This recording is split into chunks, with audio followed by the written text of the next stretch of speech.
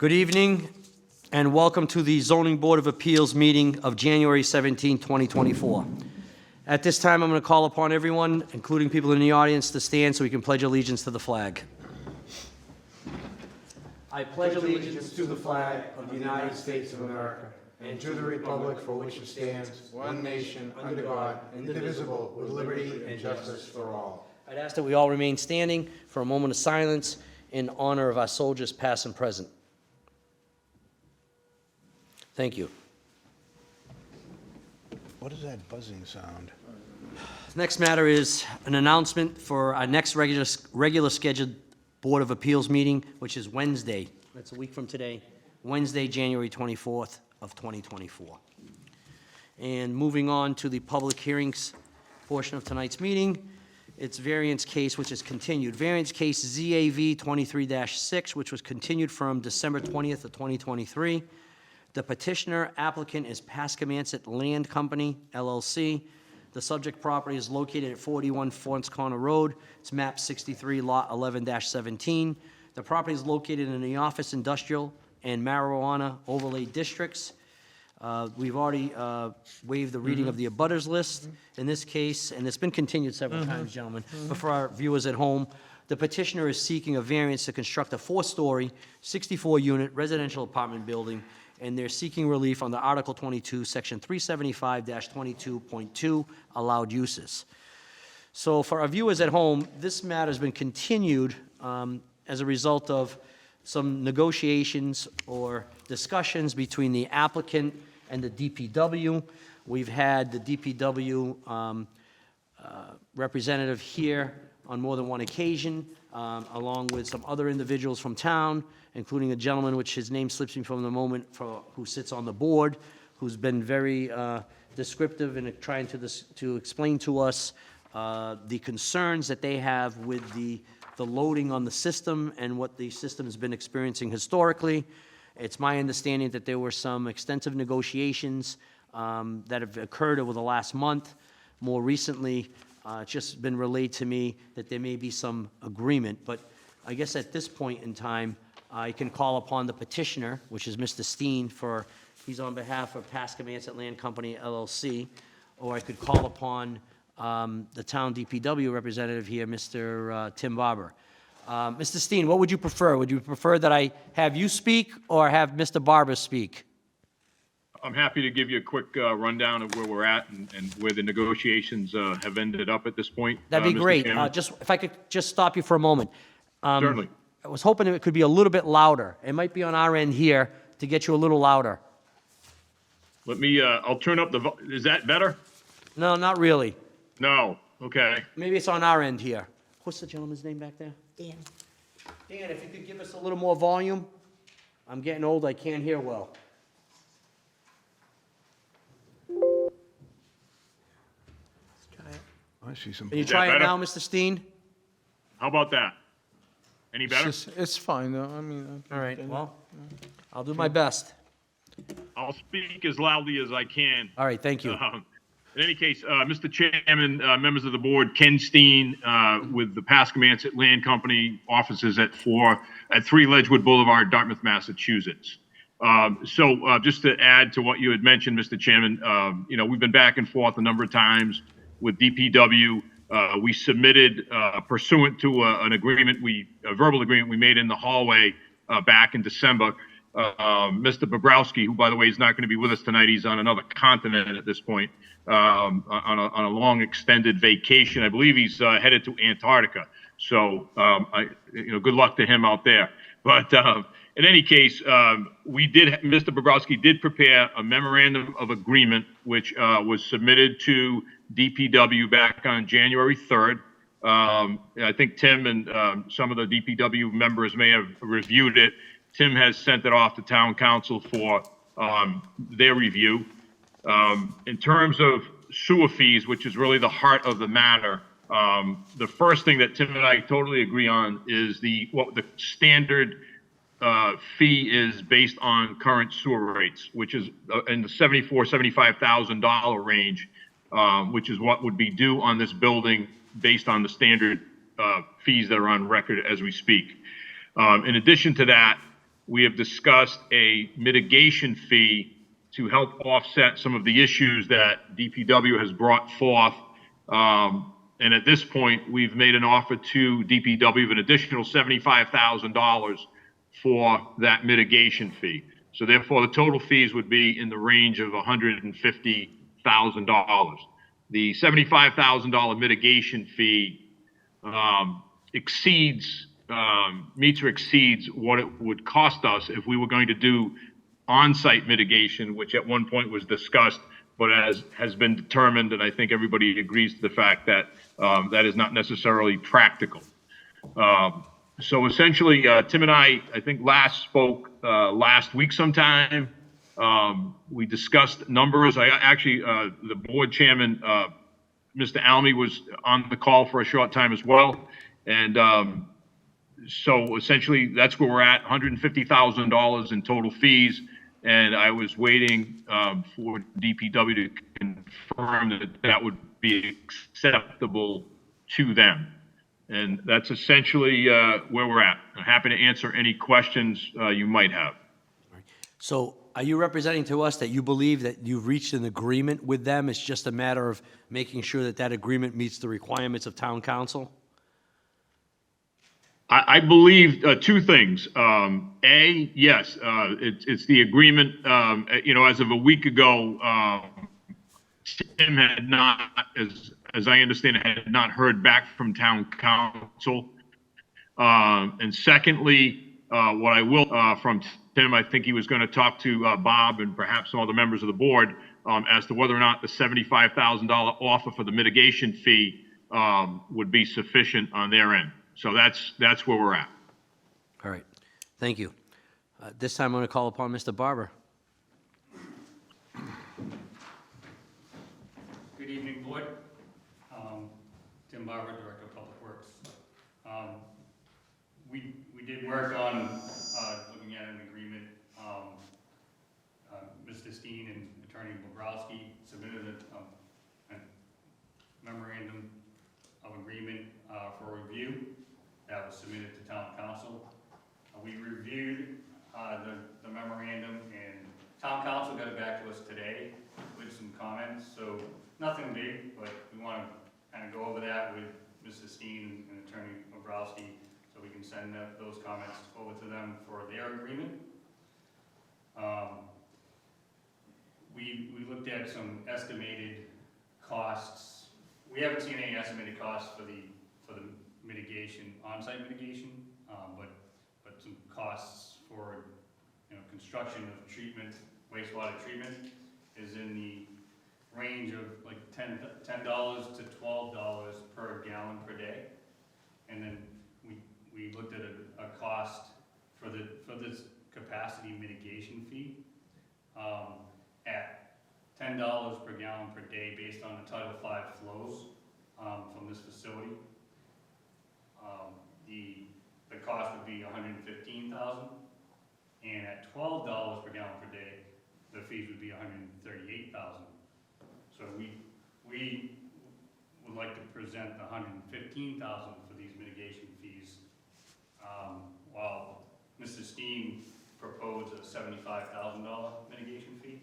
So you guys haven't reached an agreement yet? We have not, and this will be also brought up at the board meeting, at my DPW board meeting tomorrow. Okay. For discussion and possible approval. Anything else we should know? During the last meeting, we discussed a summary of the report that was completed by Stantec based on the flow and loading study that was done. There were graphs and there were some language. That report was finalized and delivered to us yesterday, and I handed you a copy today. That's the one you handed to us just before the meeting. Yes. It's the one from Stantec, Stantec. addressed to the town of Dartmouth, and it was dated January 16, 2024. Correct. And it says it was prepared by Stantec of Burlington, Mass., and prepared for the town of Dartmouth DPW. Yep. Okay. So Stantec, formerly FS&T, Face Off and Thorndike, who originally designed the wastewater treatment facility in Dartmouth and most of the infrastructure. And then Stantec has also designed some of our upgrades throughout the years, and they took on the flow and loading study. I know there was some discrepancy, Attorney Vogel had kind of stated that we were comparing apples and grapefruit during the study. I know Attorney Vogel was a former regulator for DEP, and they look at the post-treatment effluent discharge that leaves the plant in the numbers that we need to hit for those requirements through our empty permit.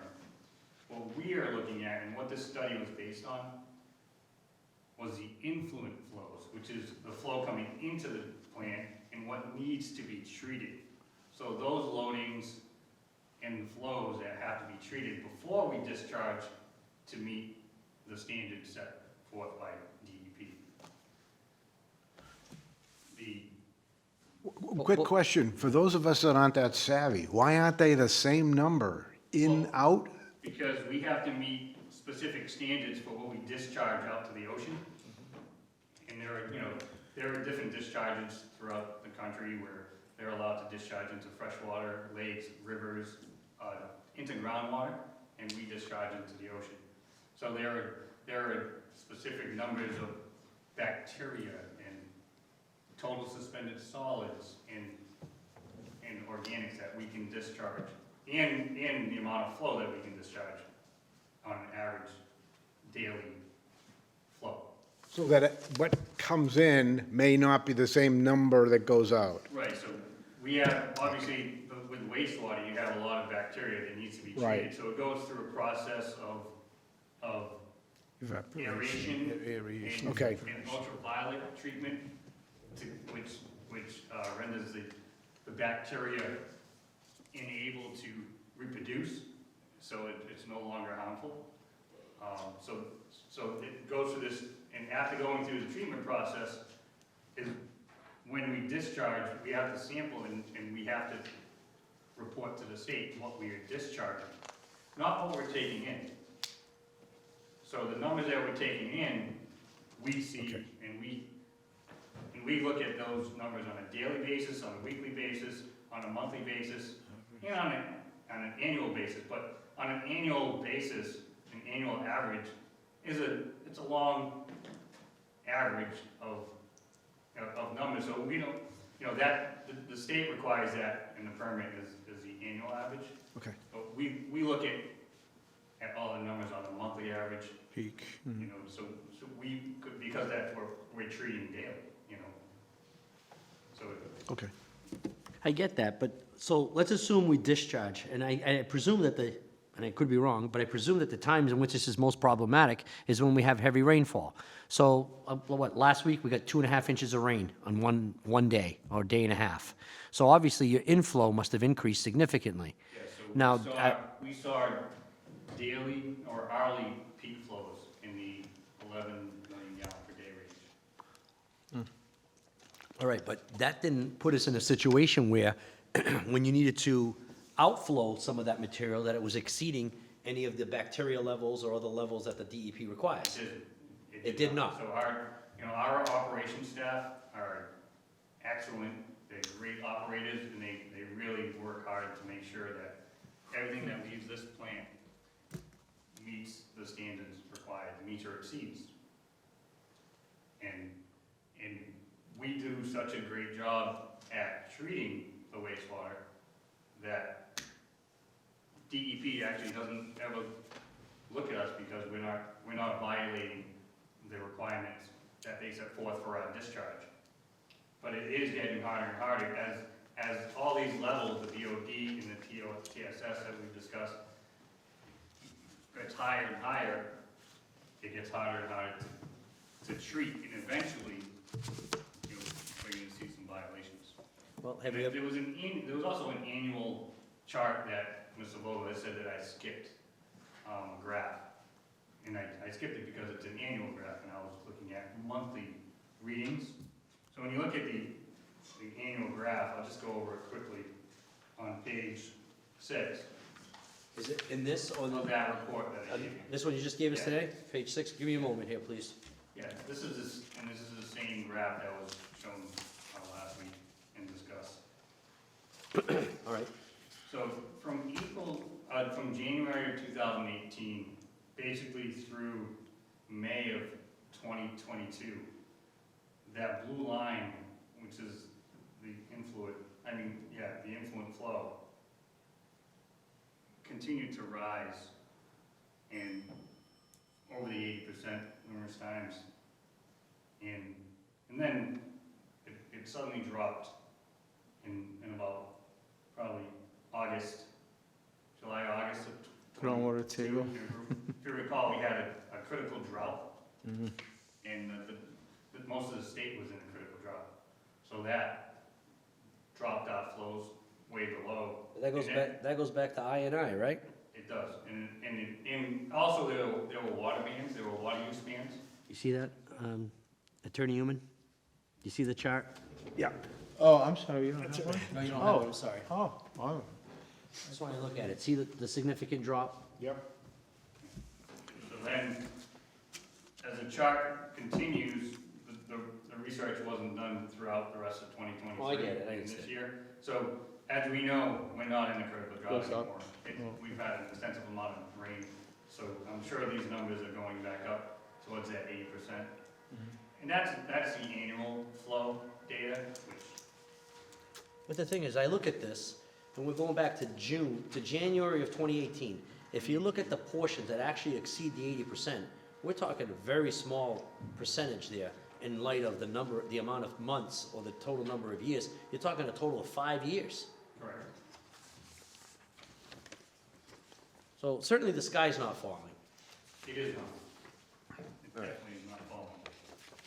But it's reaching a point where we have Alarming. to raise questions now before the sky is falling. And once you get to a point where you're exceeding levels on your permit and having violations, that's when the state steps in.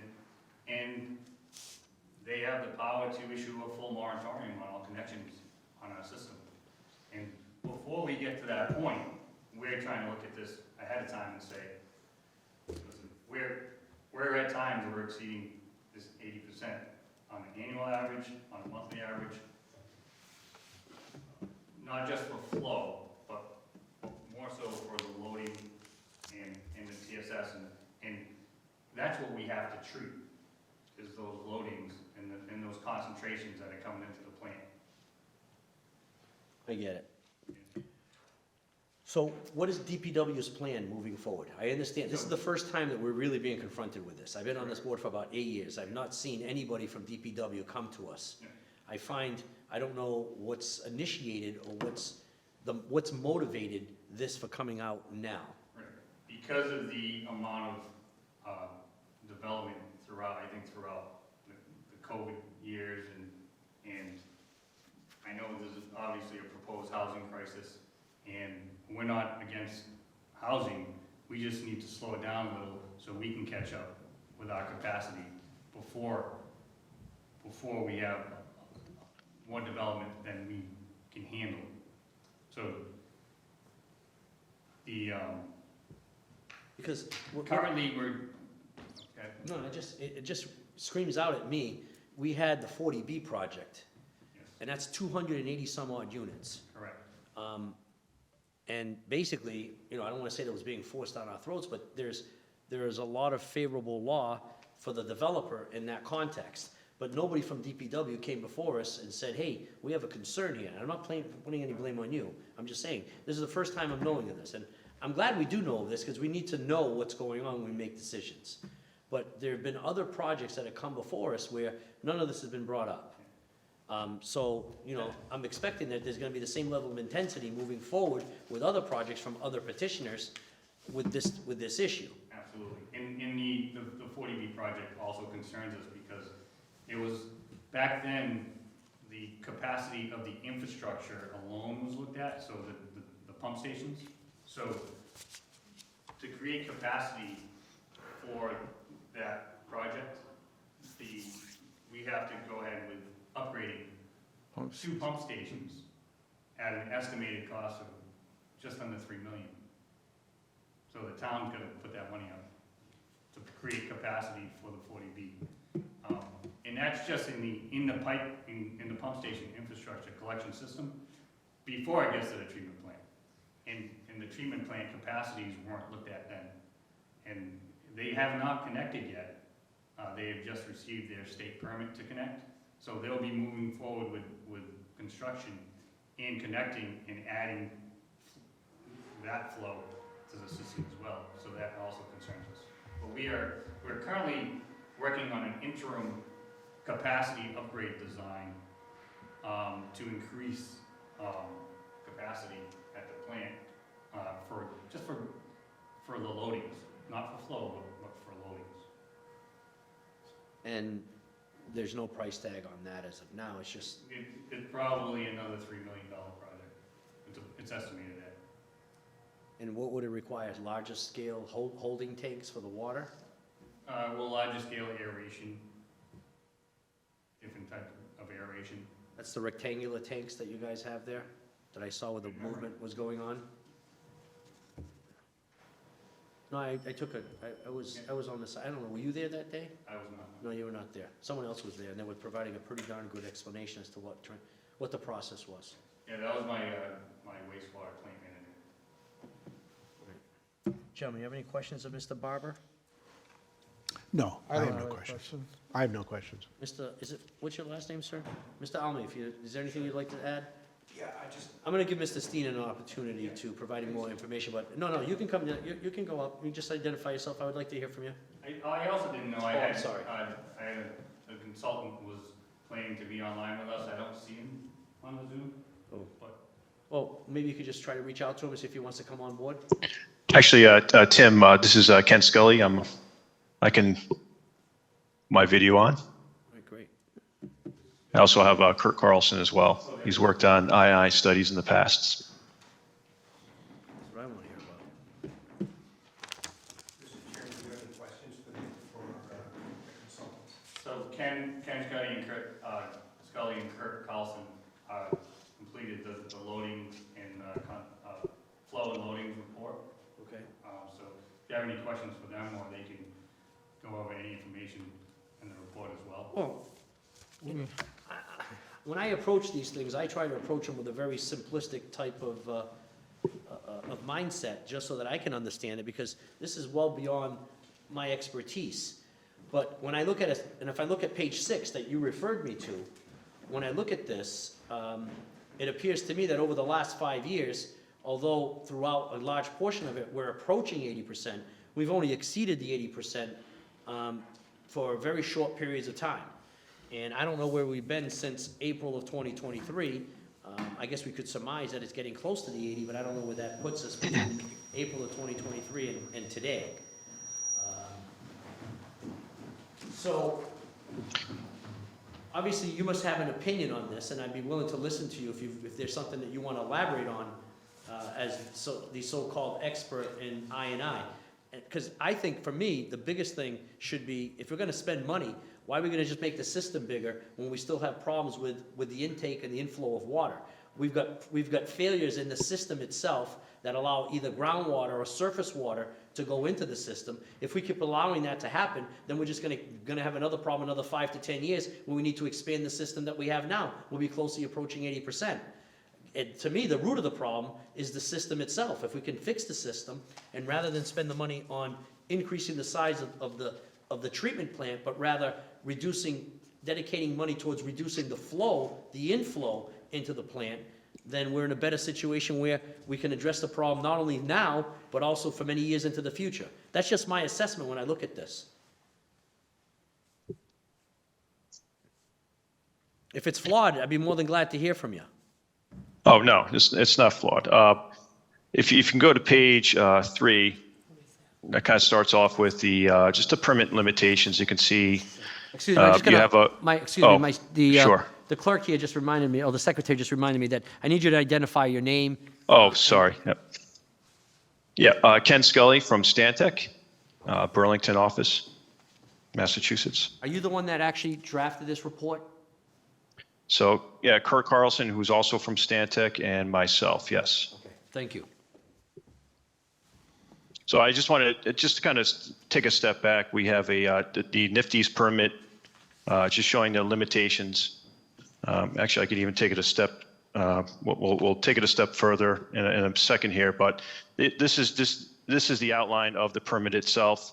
It's the most recent that was submitted back in 2022. You can see that there's a rolling average effluent flow. It's 4.2 MGD. So that matches the design flow of the average design flow of the plant itself.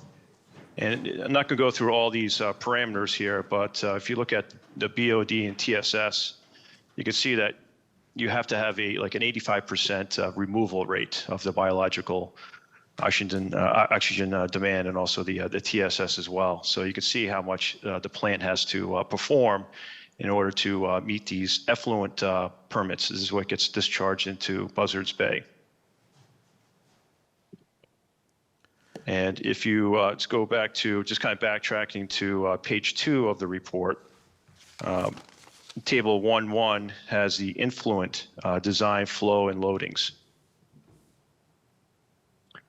So you can see here we have, once again, the 4.2 influent daily average. And of course, I don't have to go through them all, but we have the BOD that's coming in, and the municipal load.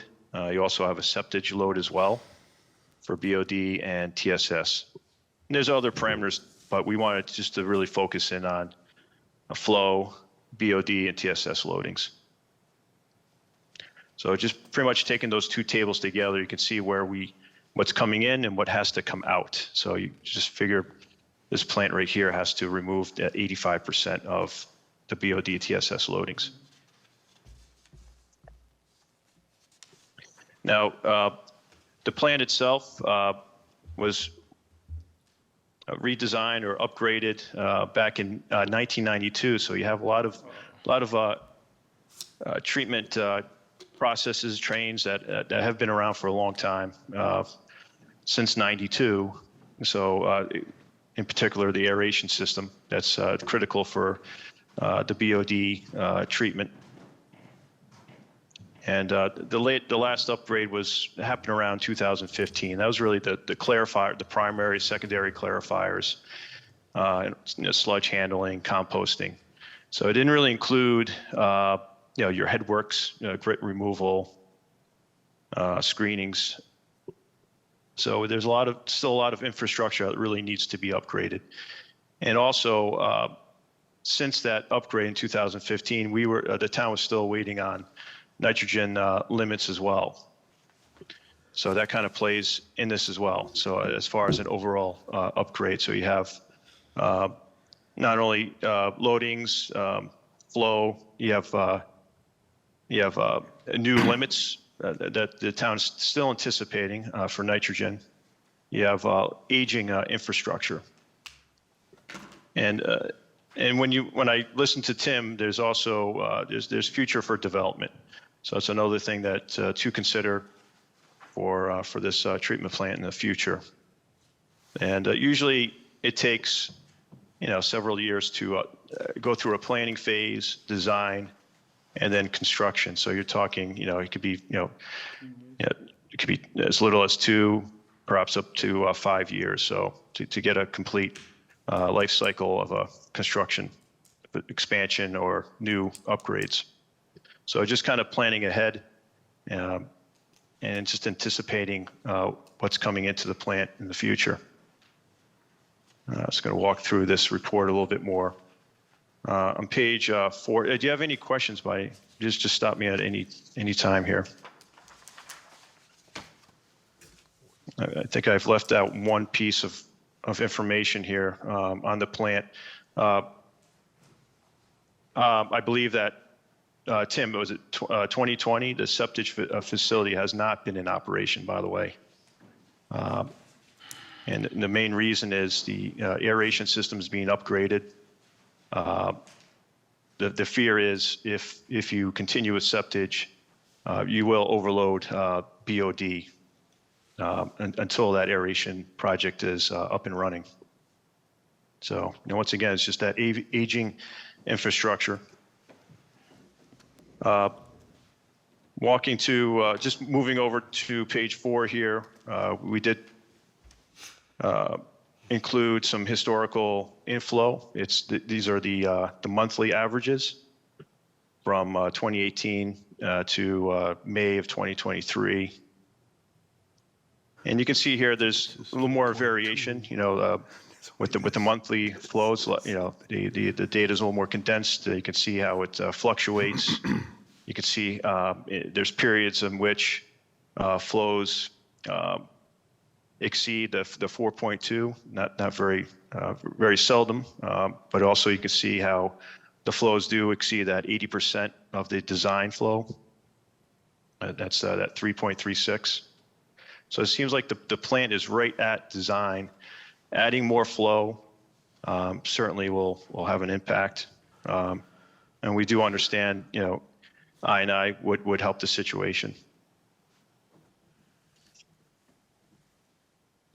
On page 5 here, we have a figure that shows the influent flow versus your rainfall. It shouldn't be totals. It should be just monthly rainfall average. You can see that there's certainly an impact of during a rain event. There might be a little bit of a lag, but there's certainly an impact. And I was told that roughly 29% I&I contributes to the total monthly flow. So there's certainly impact with the I&I potential,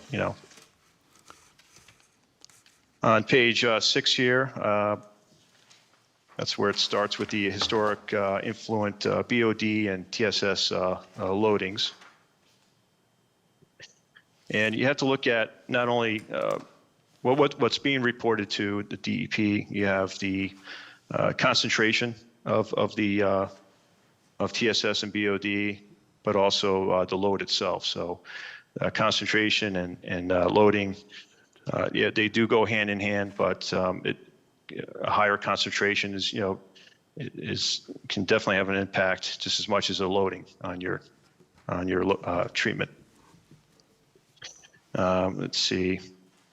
And you can see here that the BOD had exceeded the 80% average concentration and loading by about 72% and 22% respectively. So that's like on the bottom of page 6. So once again, you're right along the 80% of your design. And that's reflected in your figures as well. Your 2-4, your 2-5,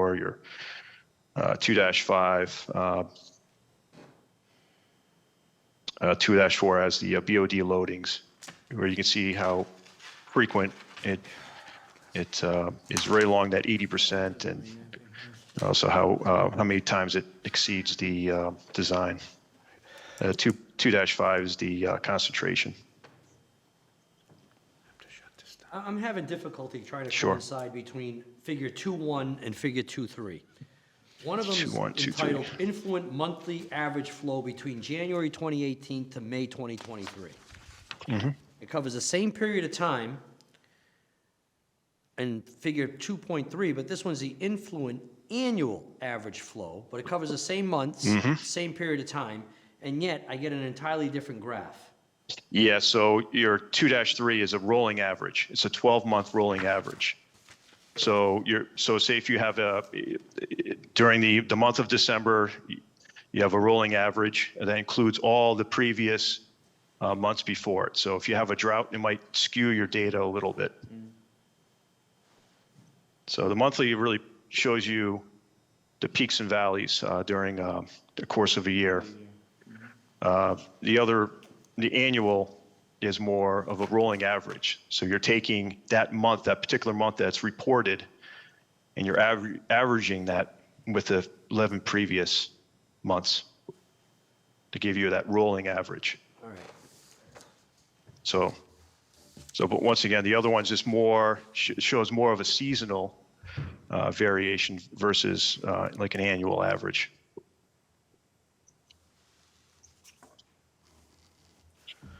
All right, gentlemen, have any questions?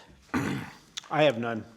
I have none. It seems like, Mr. Chair, this is something normal, like every town, every city is faced with this, and constantly they need to look at capacity and when this is reached capacity and what to do and all that. But on the other hand, what puzzles me or not, I mean, if, I want to see the agreement between the applicant and DPW, and it seems like if they agree to reach a higher number, maybe those issues won't be there, but I'm not gonna say that, but I mean, it's What if they not. can't, what if they can't reach a number? So we're gonna have to consider that possibly as well, if they can't reach a No, number. I agree, but I'm saying this is, we still have an obligation to look at petitions that come here and make a decision whether we need to approve those projects or not, but and again, this has been going on for a long time, and meanwhile, we did approve much larger projects on them, and I think, We did, and hopefully we we- didn't have we- these concerns.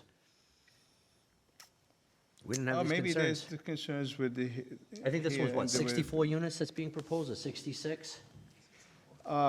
64, but. 64. Okay, so I think this is, in general, I agree, there's something that needs to be done, and I'm glad the town has taken the initiative now to look at the future than rather, with, but since we've been continuing this for the past few months, that we allow the applicant and DPW to sit down together and come to an agreement. So I think at this time, my feeling that we're not coming to a decision tonight anyway, so that's, but. I always want, It's, I always want to treat everyone fairly who comes before us, including the town, because that impacts all of us. I mean, But that's this is the first time I've had a situation where it's almost as if they're negotiating away, or that they're trying to negotiate, a burden that seems to me that's been there, but nonetheless. And this is not gonna be the last one either, Well, so. I'm sensing that this might be the new norm, where DPW is gonna be coming before us. And I don't know what they're gonna consider a larger scale project, but certainly the one on State Road at 286 units or 284 units, that's a large scale project. And that was just passed about 2 years ago. Mr. Almy, Good evening. Robert Almy, Chair of the Public Works Board. A couple of things.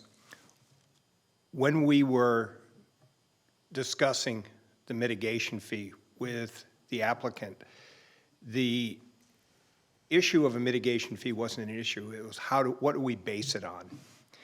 And we found a number of references that indicate that replacing a sewage treatment plant cost roughly, round numbers, $10 to $12 a gallon. As the town goes through development, that implies that the new development ought to pay for the new capacity that's required.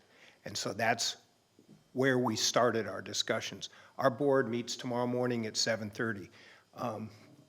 I hope the applicant will be there. Mr. Steen should be there to talk to the board. You folks are certainly welcome. We don't supply coffee because it's on Zoom. But we will discuss this, and we will discuss this as a matter to the board to negotiate and come up with a different number.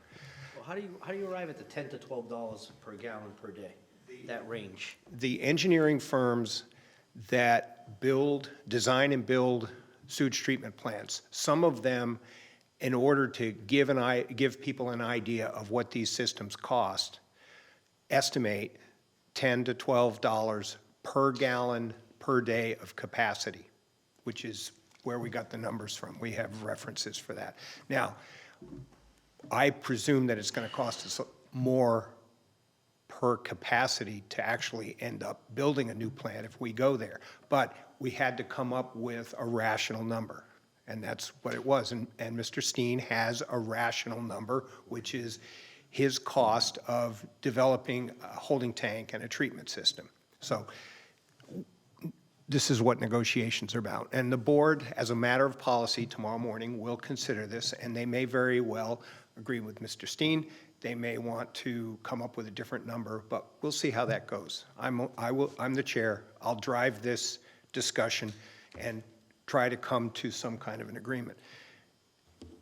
There are two other questions that were asked. One is, why this project? And somebody has to be first. The issue was identified some 10 months ago, was discussed in public. We gave a presentation. We've given a couple of presentations to the select board. We have raised this issue in the context of the master plan and planning. You see us looking at the current capacity and what the issues are.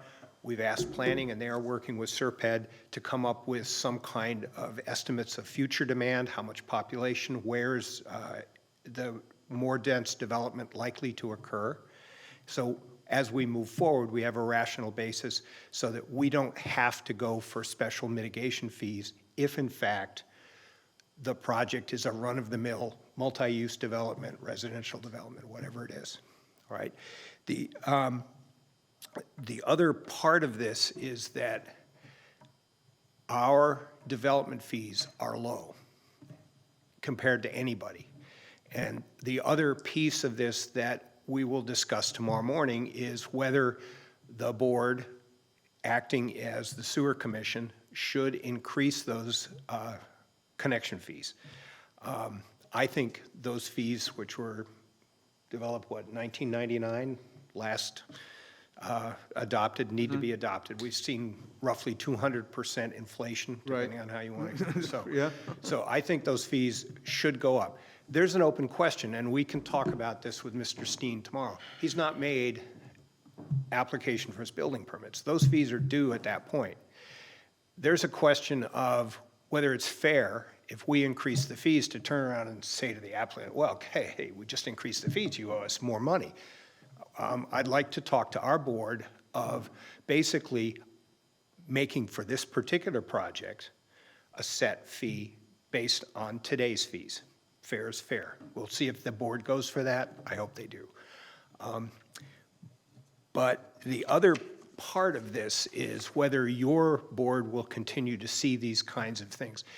I think once we work with an applicant, we work the issues out, our board comes to some kind of an agreement as to what the policy ought to be for these circumstances, there's a reduced chance of you having to deal with this, because when we talk to an applicant, we have a precedent.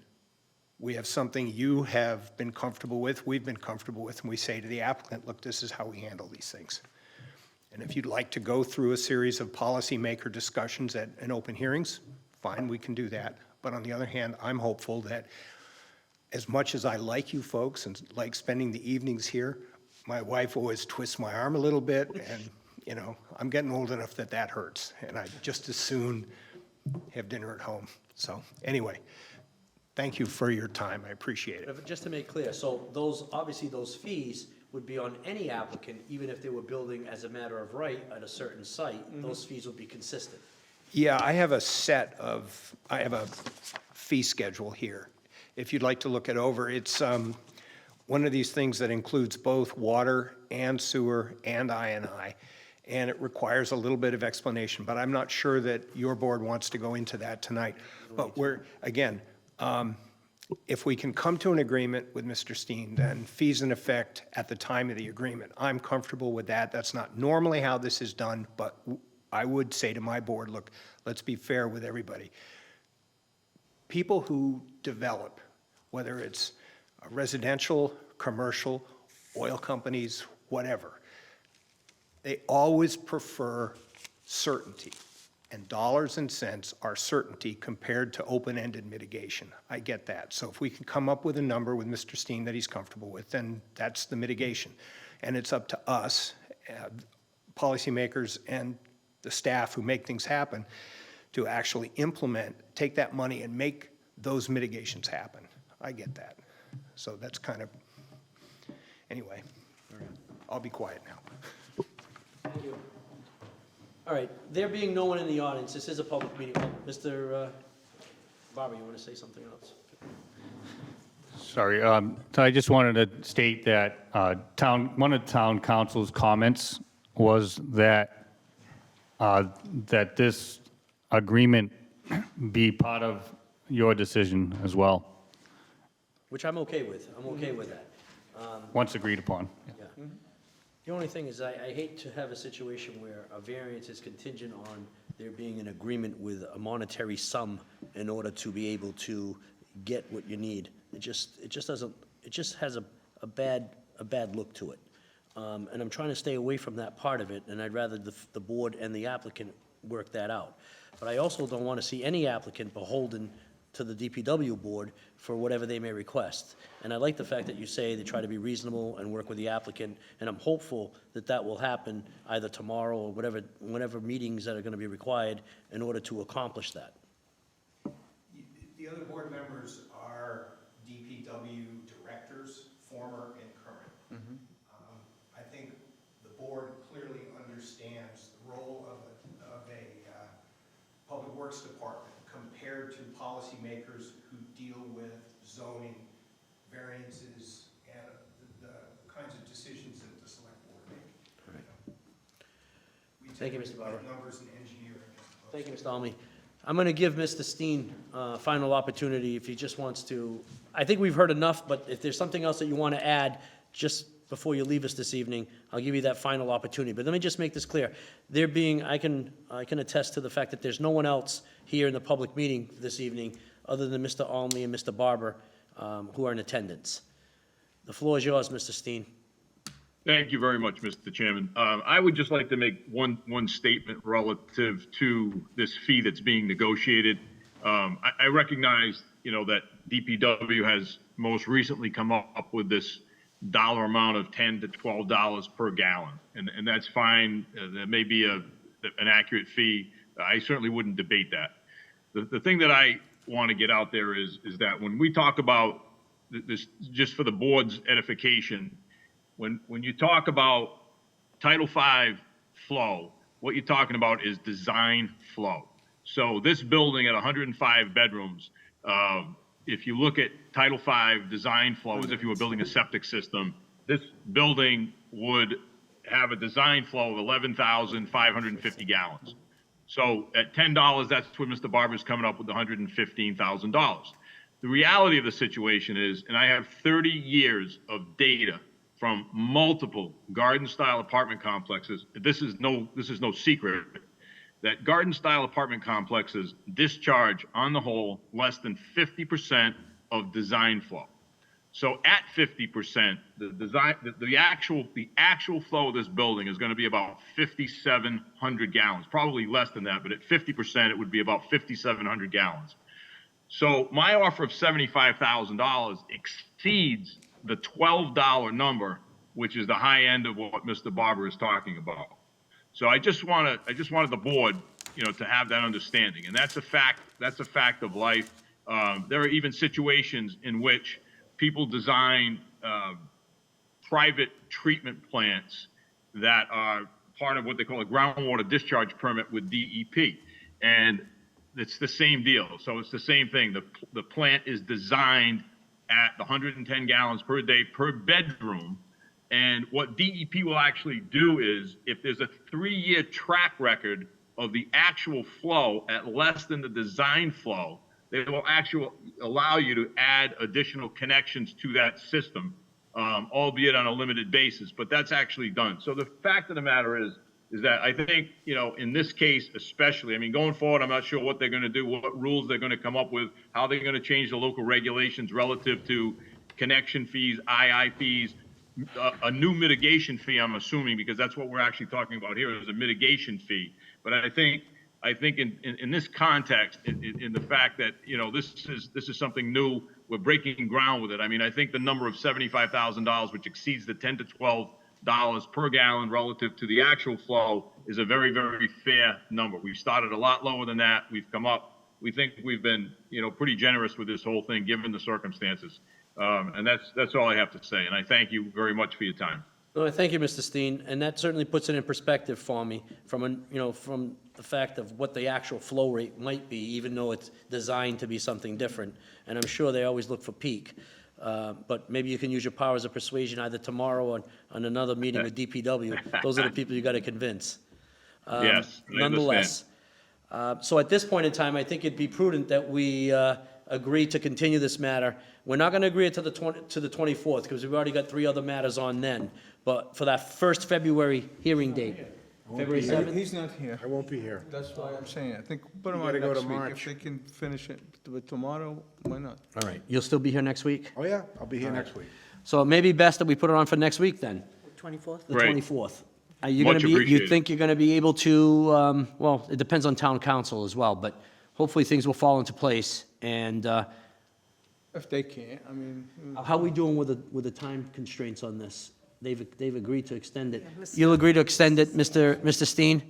Absolutely, Mr. All right, Chairman. sign the continuances that are necessary? Of course, right. of course. So I'll entertain a motion, always with the understanding that the petitioner is going to cooperate in signing an extension for a continuance.